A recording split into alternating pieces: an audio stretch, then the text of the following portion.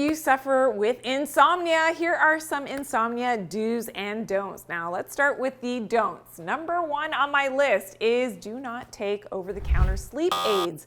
These can be very habit-forming. You can become addicted to them, and they can have a hangover effect. So you wake up very groggy the next morning because they have really knocked you out. Okay, number two on the list, which you may think is a little bit better, melatonin is something that is also on my don't list. And the reason for this is that it damages the back of the eye.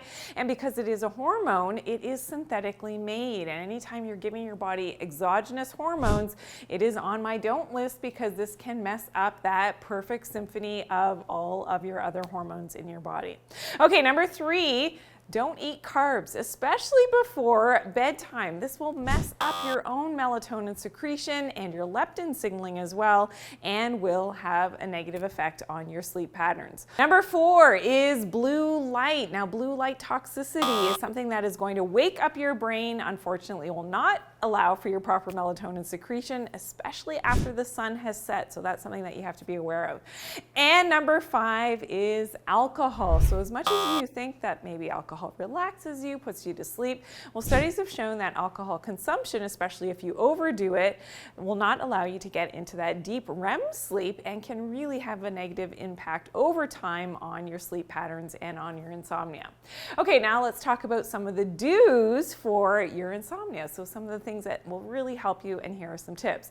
Okay, number one is morning light exposure, especially in your eyes, on your skin as well. Seeing that sunrise for just 2 to 5 minutes is all it takes to get that natural sunlight in your eyes, helps to set up your proper circadian rhythms for the day, and will help with that insomnia. Number two, keep a regular sleep schedule. This is really important for your circadian rhythms, and with number one, seeing that sunrise coming up, this stimulates your melatonin secretion for later at night. And if you're not seeing that early morning light, this is how your melatonin cycles and your regular sleep schedules can be messed up. So you definitely want to keep a regular schedule, go to bed at the same time, and get up at the same time, ideally without an alarm clock, every single day. And tip number three, block blue light, especially at night. So if you do have artificial lights on at nighttime, make sure that you are wearing your blue light blocking glasses. And this is really important. You want to make sure that you're not overstimulating your brain, especially at nighttime after the sun has set, and especially from your devices and artificial lights, those LED lights in your home. They are very high in that blue light spectrum. So you got to block that, especially at night. That will help with your insomnia. Okay, tip number four is your sleep positions. So the position in which you sleep does make a difference, especially if you've got insomnia. So one of the things that you can try, and what the research shows, is that by elevating the head, so adding an extra pillow, this actually helps with the proper drainage of your brain. We have the lymphatic system in our brain, which drains toxins in our head, and this is important to elevate that head. The other thing is to also sleep on your side. So I like to start on my left side, and then by the end of the night, I like to sleep on my right-hand side.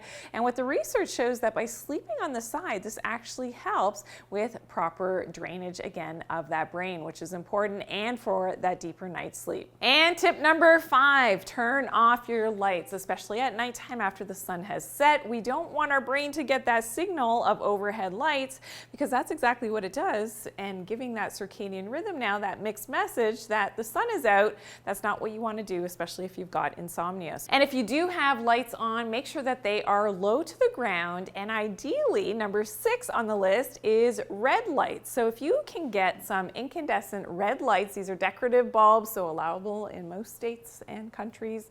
This is something that is really helpful because that red light is not stimulating like the blue is and won't shut down your melatonin levels. So this is something that we have in our home.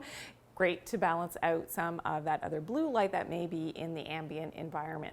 And tip number seven, make sure that you're optimizing your calcium, your magnesium, and your vitamin K2. So I always prefer that they're not taken all together at the same time. You want to take your magnesium in the morning. So that's how you remember it, magnesium in the morning, and a coral calcium, which is loaded with other minerals that helps with sleep, and your vitamin K2 closer to bedtime. If you are taking supplements, just make sure that they don't have any fillers or flow agents, and especially no magnesium stearate, which is something I talk about in other videos. Now, for more information on why you should not be taking melatonin as a supplement, please check out my video, Melatonin Facts They'll Never Tell You.